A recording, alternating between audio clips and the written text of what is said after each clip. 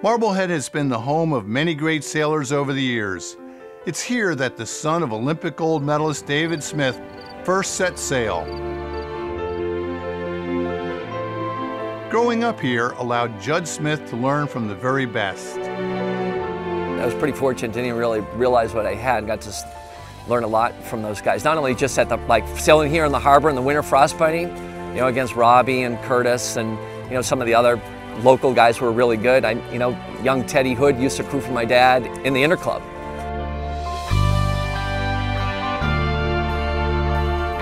So I was always being pushed. I was always trying to keep up with that crowd, and which was probably a good thing. I was always put in situations which were truly over my head, and you learned by the hard way. Judd spent his early years sailing out of the Pleon Junior Yacht Club and frostbiting in winters, where he met his wife, Cindy. It was a lot of fun. You didn't really realize at the time, you know, what you were exposed to, but got a lot out of it. I got a pretty good cross-section of sailing, from little boats to right into big boats with Charlie Layton, of all people, and you know, Don McNamara. I got to do some big boat stuff. In 1995, Judd found himself in San Diego, trimming the mainsail with Dennis Conner's Stars and Stripes campaign. The heavy America's Cup class boats needed a lot of tuning and power.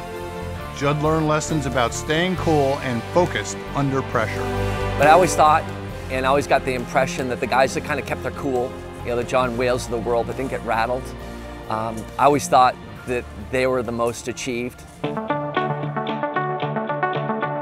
The Etchells Worlds in Perth was a big deal for me, and maybe that would be my lifetime achievement, to go down there and win the Etchells Worlds in Perth. But for me, that regatta was more of trying to getting the job done. It was very businesslike. I really did a lot of good workup and preparation. So sometimes when you do that sort of preparation, that workup for a regatta, in a way it seems like it's you're just kind of following through on a practice basis. So it's part of being prepared that there's no surprises once you get there. You're kind of ready for it. Judd Smith found great success in the Etchells class.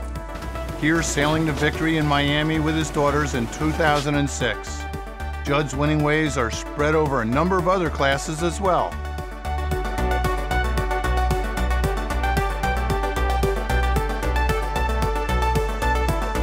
In 2017, success followed Judd when he jumped aboard the 2017 Rolex Yachtsman of the Year, Peter Duncan's J70, and helped Duncan sail to a world championship in Italy.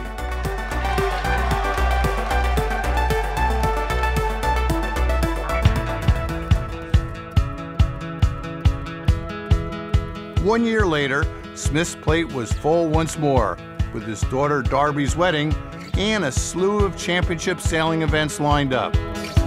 This time, Judd Smith skippered his own J70 Africa to beat 91 other boats from 18 countries for the J70 World Championship on his home waters of Marblehead, Massachusetts. Sailing consistently throughout the event paid off for Judd and his crew. Judd has always been willing to take his chances.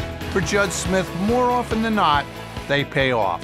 I don't have any hard and fast ideas, so you got to keep an open mind and try things and be willing to make errors. So I think failure is the mother of invention, and I'm not afraid to take a chance and find out what works, and then as a result find out what doesn't work.